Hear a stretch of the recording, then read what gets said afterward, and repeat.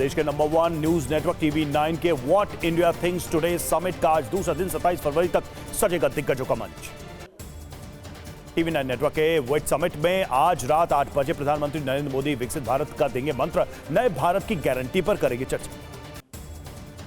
TV 9 global summit के मंच पर होंगे पीएम मोदी। बीजेपी ने सोशल मीडिया में शेयर की जानकारी।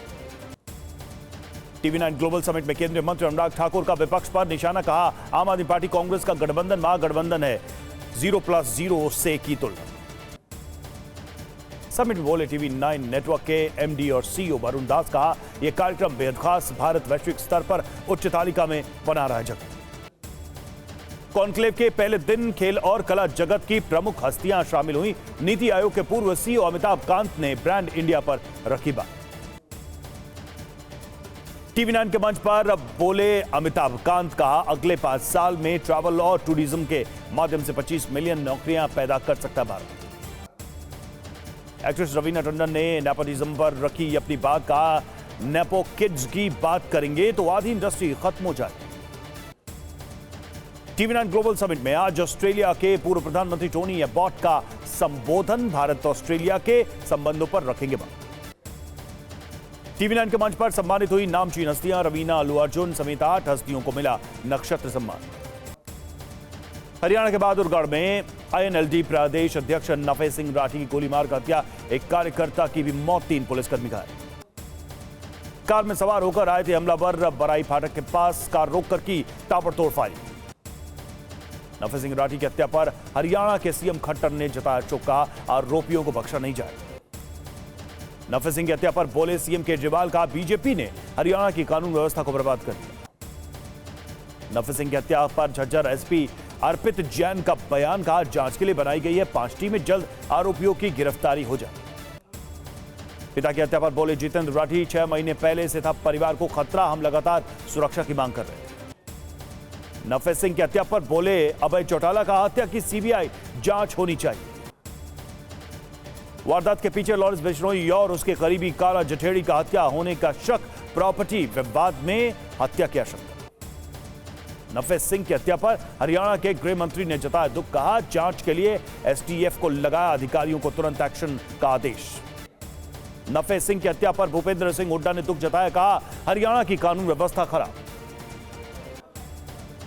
बाखमुट में रूसी सैनिकों का कहर, 9 यूक्रेनी कैदियों को मारी गोली। यूक्रेनी सैनिकों का रूस पर विध्वंसक हमला, रूसी बख्तरबंद वाहनों को तबाह किया। यूक्रेन के मानवाधिकार आयुक्त लुबिनेट्स का दावा, रूसी सैनिकों ने आत्मसमर्पण करते वक्त 7 युद्धबंदियों को गोली मारी। रूस की 30वीं असॉल्ट ब्रिगेड की मुहिम 117वीं सेपरेट मैकेनाइज्ड ब्रिगेड के समर्थन के लिए जुटा रही है फंड। यूक्रेन की BTR-82 का बड़ा एक्शन देखने को मिला, रोबोटाइन में रूसी हमले को किया नाकाम, मैदान छोड़कर भागते नजर आए रूसी सैनिक। रूस से जंग पर बोले ज़ेलेंस्की, कहा कि हम नहीं चाहते शांति का कोई सूत्र हम पर थोपा जाए, हम चाहते हैं कि अधिक से अधिक देश हमारे साथ जुड़े। क्रीमिया में उग्रवादियों का बड़ा हमला हुआ, एक कैफे में घुसकर गोलीबारी की हमला हुआ है, वहां पर मौजूद लोगों से मारपीट भी की गई है। ज़ापोरिज़िया में रूसी टैंक का विध्वंस, रोबोटाइन इलाके में यूक्रेनी बेस पर शेलिंग की गई।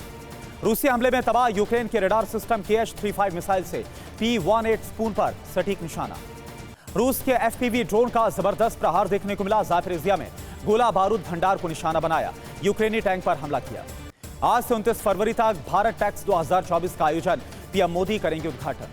पीएम मोदी आज 550 अमृत स्टेशनों की आधारशिला को रखेंगे, गोमती नगर स्टेशन का उद्घाटन करेंगे।